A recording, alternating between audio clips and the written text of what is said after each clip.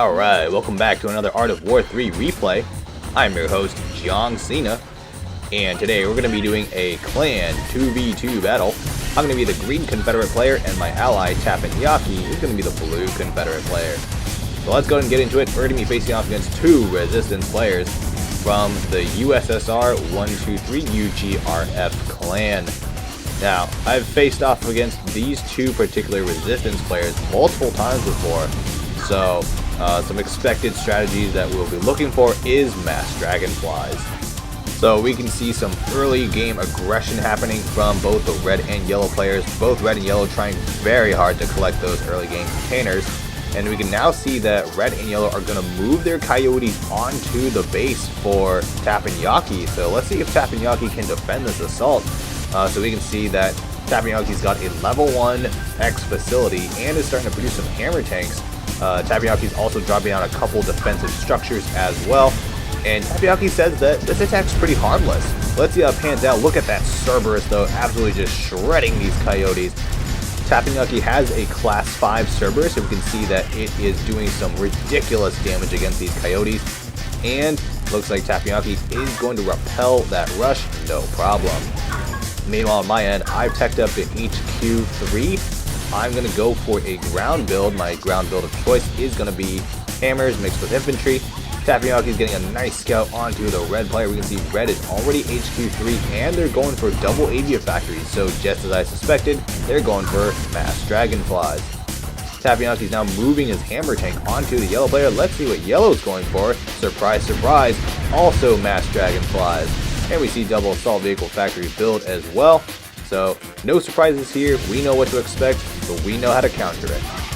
So I've got a fire assault, just cleaning up a scout there. I'm going to produce a combination mix of fire assault and heavy assault, and I'm going to put some hammer tanks in there to deal with any porcupines. Looks like they're launching an assault now onto Tapenyaki. Tapenyaki's got maxed out defensive structure though, and maxed out typhoons. So let's see how this assault plays out. Meanwhile, we got some ground troops coming towards my side of the base. Most of the assault is directed at Tapenyaki though, and Tapenyaki is doing a great job just absorbing this assault here. Cerberus jumping into the mix there. It's pretty heavily damaged. My units are coming in to assist now.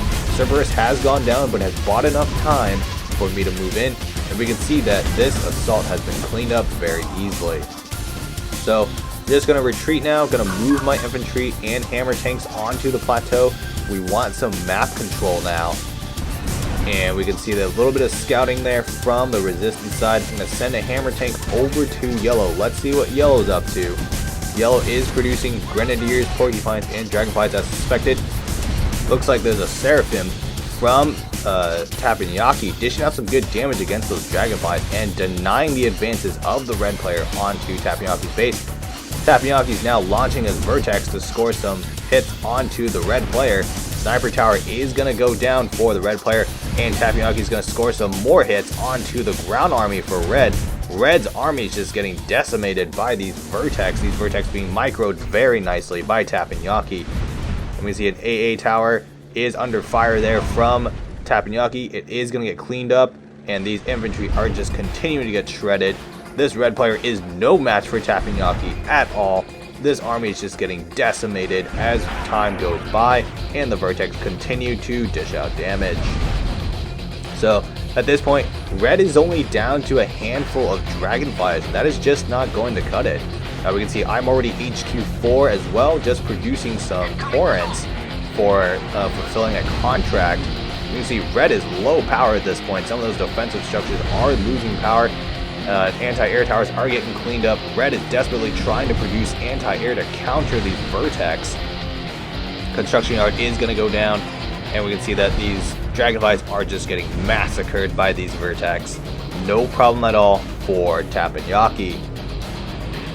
So Tapenyaki is now upgrading some more infrastructure. Looks like he's going for the level 3 X facility to maybe get a Solaris onto the battlefield.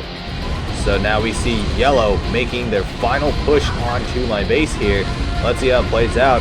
I'm going to throw on a gold common defense boost, and we see grenadiers, porcupines, and dragonflies. So very common mix for resistance players to go for. Looks like yellow is doing a good job keeping the Dragonflies away from the anti-air towers. Vertex come in for support from Tapenyaki, and yellow is trying to make a full push onto my base here. I've got some Torrents deployed around the area to provide some fire onto that entrance while the barracks takes the damage from the Grenadiers. I've got enough time to move ground troops onto the area to defend as well, and with the combination of my defensive structures, Torrents, and ground troops, this attack is no problem to clean up. Here comes the red player though. Red's coming in with some Dragonflies as well. I'm actually trying to defend this attack without using a boost of any kind, so let's see how it plays out. These Dragonflies are dishing out steady damage against my shield generator. I'm trying to move heavy assaults up to take out those Dragonflies, but we can see that red is trying to make a push on the front. This is a two-front fight here.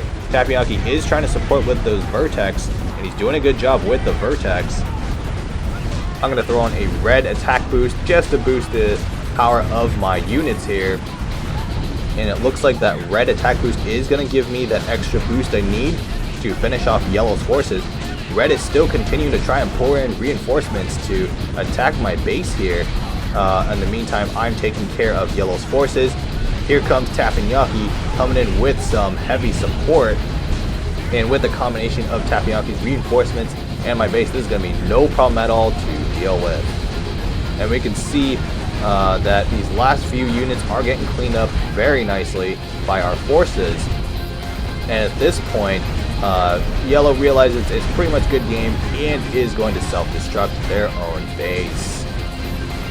Alright, so that's pretty much this battle. The rest of it is just Tapenyaki and I doing contracts. Hope you all enjoyed this battle. We'll see you in the next battle. Good luck with your battles. Until then. Victory.